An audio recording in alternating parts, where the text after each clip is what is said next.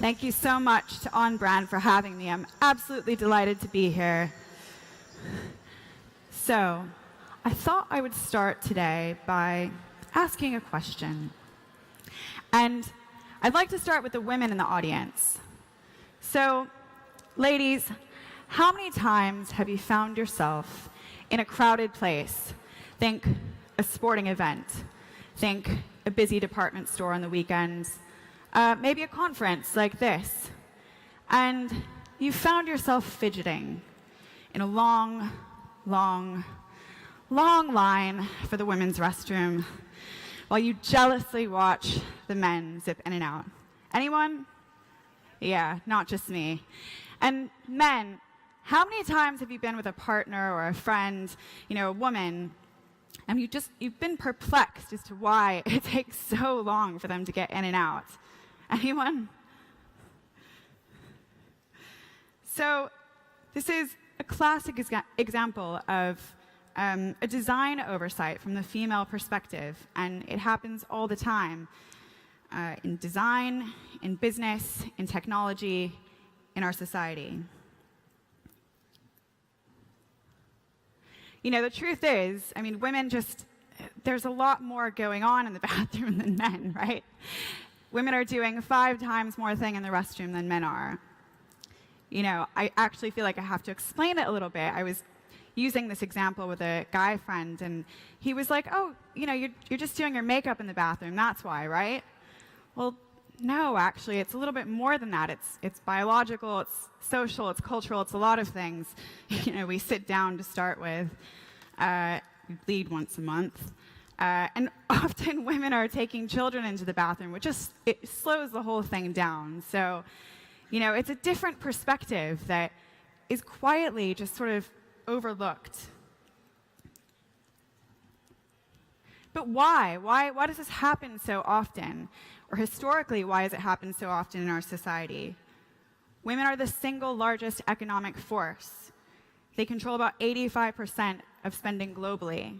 I think that's a stat that I'm sure a lot of people are familiar with. And in fact, millennial women are spending like crazy. They're spending $150 billion globally, and they're set to overtake female baby boomers as the largest spending demographic. But the truth is, the majority of products, services, and experiences have largely been designed by companies largely controlled by decision makers who are men. And VC money has largely gone to teams with founders that are completely made up of men without a single female founder on board. Danielle Kayembe, who is a contributor to Refinery29, as well as an activist and an entrepreneur, coined this phrase as the silent female-driven economy. It's this discrepancy between having purchasing power and having a seat at the table, having a say in how the market is shaped. Now, I'm not here to be negative. I'm actually here to say that this is changing. Women are no longer silent. We're going through a cultural revolution in so many ways. Women are demanding more. They expect more. They expect more from brands. They expect more from businesses. They expect more from peers and from each other. They expect their perspective to be noticed and heard. It's a massive, massive untapped market opportunity. And women are doing it. Women are dreaming. We're creating. We're getting out there. We're no longer silent.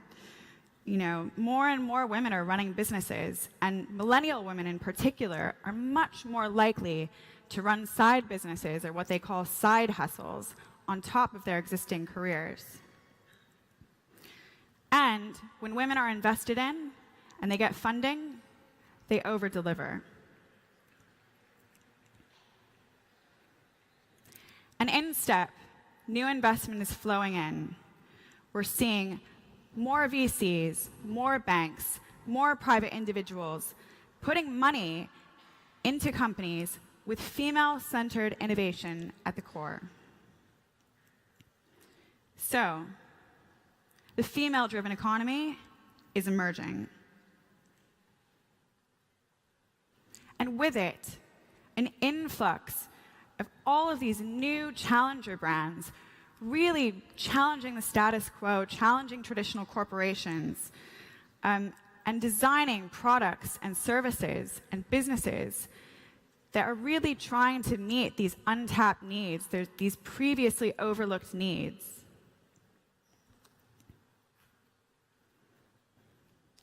At Refinery29, we're a challenger brand ourselves, and we're really lucky that we've had some fantastic investors and corporations who have invested alongside us. And we've been working to drive this change for several years. We're the defining lifestyle media brand for young women around the world, and our entire business is based on producing content and telling stories with a female-focused lens. And over the last 10 years, more than 10 years actually, we've really grown from an indie publisher to a full-fledged diversified media company. And we're proud to be among a small set of digital-first, digital-native publishers who have achieved such scale. And we've done it all by focusing on women. Now, before I go on, I think it's just helpful for you to know a little bit more about who we are and what we stand for. So go ahead and take a look.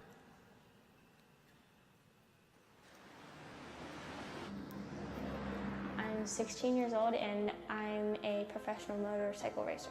I am a cosmic sparkle kid who wants to live inside of a rainbow of love. I want to inspire girls, just believe in yourself. We will be heard and we will be seen. Not just trendy, it's not just a movement, it's literally life. I think now is the time. I love what I do. Be brave, be strong, have fun, and do it because you love it.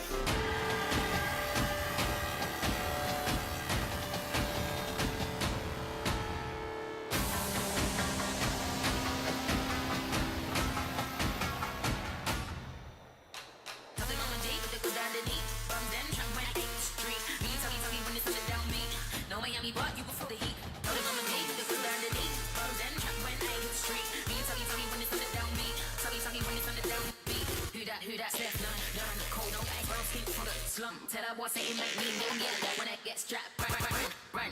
Tell you when it's on the down beat. Down.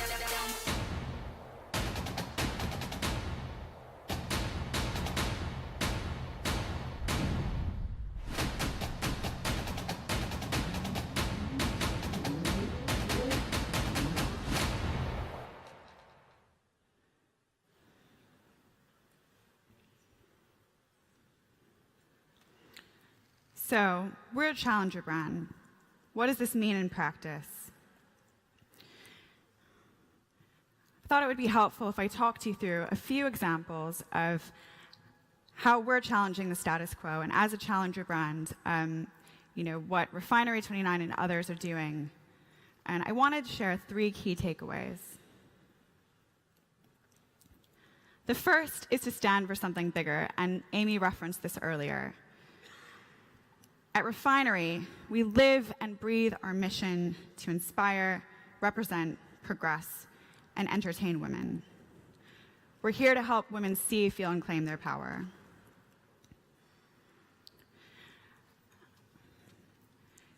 Millennial women see brands as an expression of who they are. I'm sure you've seen a lot of these stats before. Most of our users are more likely to purchase from a brand that they feel aligns with their values. And so many women are more likely to switch brands to one associated with the cause. So at Refinery, this is our mission. And we see it manifest in so many ways. This is an interesting experiment, and I invite you all to try it now on your phones. You can do it live. If you Google search for images of women, this is what typically comes up. You'll see a lot of white women. You see a lot of women looking the same. You see a lot of women putting on smiles, kind of fake smiles. They're all happy. If you scroll down far enough, you'll see white women laughing into salad bowls. And you kind of also see women who are over-sexualized and infantilized. It's a pretty one-dimensional view. It's what we've traditionally seen in the media. Now, if you Google search women plus Refinery29, you'll see an amazing array of women who are active participants in their own lives. You'll see women who are diverse, who are strong, and who are proud. At Refinery, we mandate diversity. We mandate radical inclusivity in all of our work, in our editorial work and in our brand work. And it manifests in our hiring practices. We often use our own employees in our work, and we celebrate underrepresented voices and traditions, such as the art of African hair threading here. We also aim to drive change in the real world, outside of our own media platforms, outside of our own world. Earlier this year, we became the official media partner for Gina Martin. She's a woman in the UK who is a contributor to Refinery29, and she launched a campaign in the UK to make upskirting a sexual offense. Now, what's upskirting? It's pretty much what it sounds like. It's basically when someone takes a photo of a woman's skirt or anyone's skirt without their consent, and the photos often get shared around the internet. This happened to Gina, and she tried to report it, but she was told nothing could really be done because it wasn't acknowledged as a crime. So she came to us to help change that. And we developed a campaign with her called Stop Skirting the Issue. And with Gina's passion and our support, we were able to put a government-backed bill into the UK, into Parliament. Here's another brand we're loving right now. They're called Lola. They're US-based. They produce organic, sanitary, and reproductive products for women. They can be purchased one-off or on a subscription basis.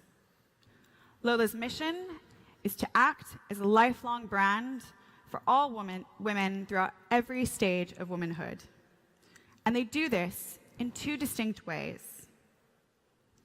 First, they've created a deeply personal, thoughtful experience that considers every stage of a woman's life, from first-time period kits for preteens to providing sexual health advice over the phone for young women to simply just making the purchase a little bit easier by offering this regular monthly service.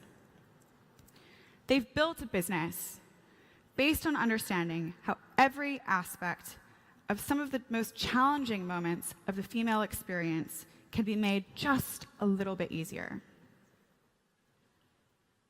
Secondly, of course, they have a broader social mission. They donate a significant amount of their profits to charity who do work to alleviate poverty in the US. And they also lead open conversations on women's health. They engage with diverse communities to drive education, engagement, and advocacy.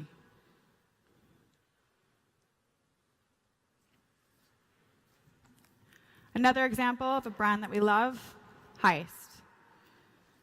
Heist has sharp purpose, a mission to create tights for women that cater to how women actually move. They've collaborated with scientists and designers, inventors, to produce high-quality, affordable garments that support women in their daily activities.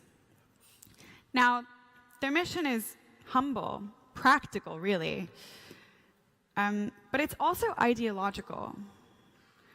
Their tights really genuinely come in a diverse range of sizes and colors, skin tones. It's a first for that industry. And they're really catering to a generation of women who are tired of caring about the male gaze, tired of being targeted with sexual ads, and they simply want products that make them feel totally comfortable. They've employed radical empathy in their product development. They've gone to great lengths to create products for all women of all sizes and shapes and tones.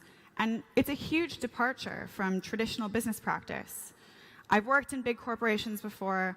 I worked for one of the largest beauty companies in the world.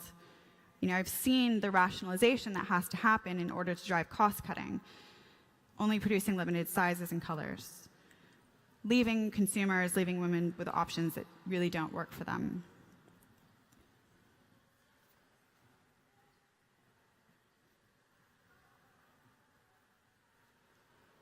Yet sometimes that rationalization works. Challenger brands embrace the notion also that less is more. They're laser focused. They reject excess. They focus on doing one thing really well. They have a tight brand identity and tone of voice. They reject padding in their cost structure, filling in their ingredients, and middlemen in their supply chains. At Refinery, our audience lives in a world where she's bombarded by media, constant emails, texts, chats, snaps, stories. 3 billion images are shared every day on Snapchat, Facebook Messenger, Instagram, and WhatsApp. That's a lot. In such a cluttered ecosystem, we can't overwhelm her. And we also want her to quickly identify our brand in her feed and in the real world. So we're laser focused on having a tight visual identity and tone of voice that creates immediate breakthrough recognition. In fact, 77% of our audience say that they can pick a Refinery image out of a lineup. This also means we're not churning out content in an age of content farms and chasing cheap clicks for scale. Engagement with our audience is our core metric, rather than scale and mass production of content. So we're constantly testing, we're constantly optimizing, and we're constantly listening to her, always trying to understand what works for her. And we found that investing more in original interviews and finding a different angle and getting original stories and reducing our production in news actually increased our average user sessions on average.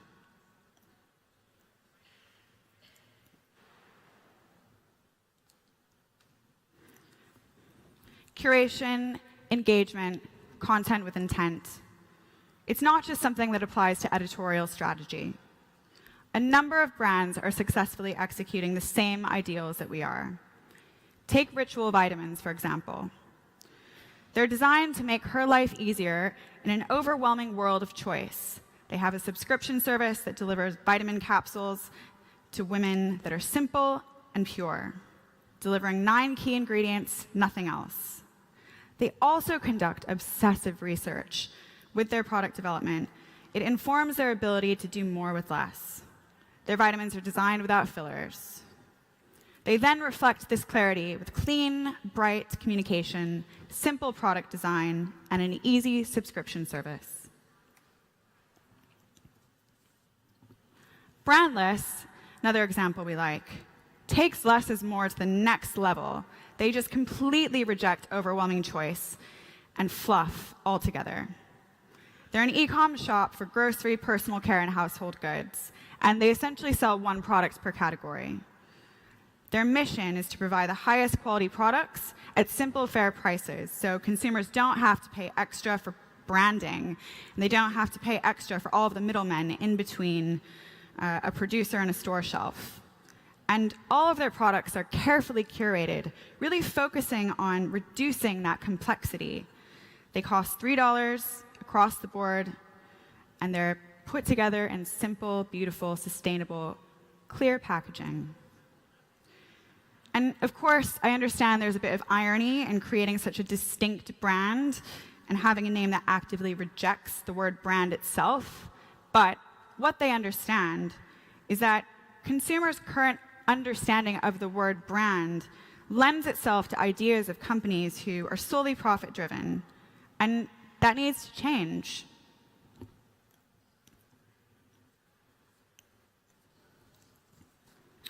Finally, challenger brands are digital natives.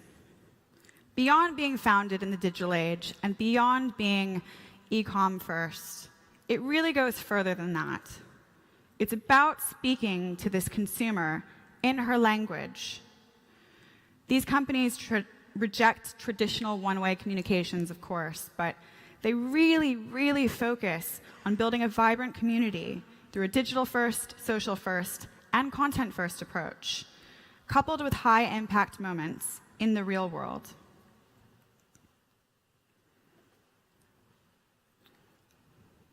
Some more interesting stats for you. They probably won't be surprising, but the typical consumer spends nearly 70% of their media time today on smartphones. And 4 in 10 millennials interact with their smartphones more than their significant others. You know, having a deeper relationship with their smartphones potentially than their significant others. This reliance on mobile means that not only is our audience reading, watching, and engaging with digital media instead of traditional media, but it also means that she expects a certain level of instant interaction, the ability to be part of conversations, not just with her friends, not just with her acquaintances, but also with brands.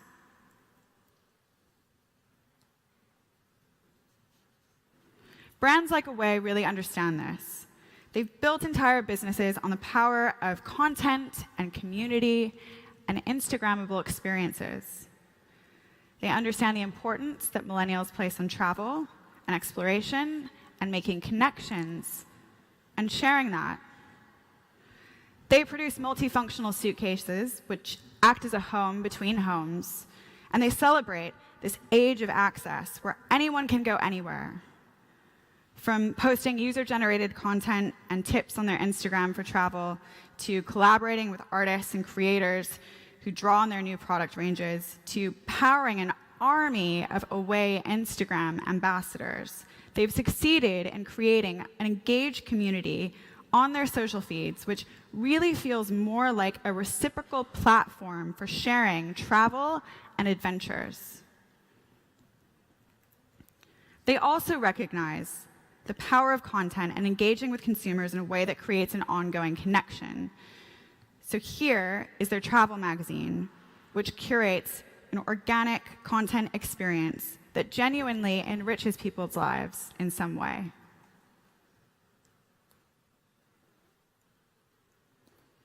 And then, of course, there's the hottest poster child of challenger brands at the moment, which is Glossier Cosmetics. Now, some dismiss this brand as a passing fad, but increased VC investment this year and expansion has proven otherwise. From its conception onwards, Glossier has been savvy to the power of meeting the consumer where she is and making every single brand touchpoint feel exciting and desirable. They do this in a number of ways. Into the Gloss was their digital beauty platform, which they started with. It's a free destination for beauty advice, inspiration, and expertise. They have amazing, incredible experiential events. Their products are playful, their merchandising is visually compelling, and they're highly Instagrammable. Their communications also put diversity in the spotlight, and their especially loyal fans have the option of becoming Glossier reps. So this is a brilliant no-marketing approach, which is really fueling their increased expansion. And of course, at Refinery29, we create content every day. That's what we do. That's our business. So I won't belabor you with more content examples from us. But what I think is interesting is that we also really see it as our job to build a community outside of our platforms. And we really aim to connect the digital and real worlds. Take, for example, a branded experience that we developed for NARS called Power Mouth. We brought to life the work of emerging female artists to our audience, and we created an immersive experience for her to trial new products. We then created this virtual feedback loop between the digital and real worlds, getting our audience to the event by developing digital content to drive her there. And then we designed the events, of course, to be shareable, intrinsically Instagrammable, so that they'll share and extend that moment. And probably the biggest example of this yet is our flagship event, 29 Rooms. It actually started out as our company anniversary party. in the States, and it expanded into so much more. But basically, we divide up 29 distinct rooms in collaboration with artists and brands. It's a playhouse full of art for millennials.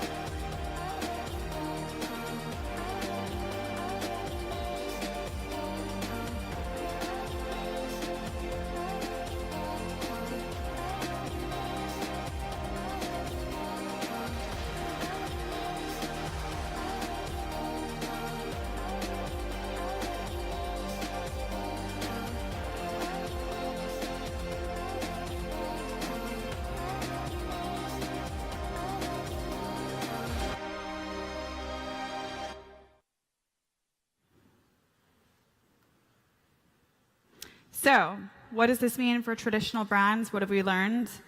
Well, we've learned the most successful challenger brands are able to clearly articulate and live their purpose. They focus on doing fewer, better things, and they engage like a digital native. But it's safe to say, that's a lot easier if you've recently founded a brand. It's much harder to operate around a purpose when you're a brand with an established legacy, you have heavier cost structures, and a massive organization. It's difficult to change. But traditional brands can't sit out while challengers develop new and meaningful relationships with their customers. But they risk sounding inauthentic if they try and imitate in a tactical way. It won't work for traditional brands to market themselves as mission-driven if they really aren't living it. It's clear they need to change, but the change needs to be supported by genuine intent and investment, and not just a short-term gesture. The good news is transformation is possible. Legacy brands can start by learning from cultural leaders who already embody mission-based approaches. And alignment with partners who represent who you are and what you want to be is a great way of demonstrating that commitment. This can be done by partnering with companies like Refinery29, who can lend our co-branding and credibility, as well as our intelligence to develop a digital-first approach. But, like any great relationship with a woman, listening is always a start. It goes a long way. So I would suggest you start by listening to your customer. Thank you so much for having me.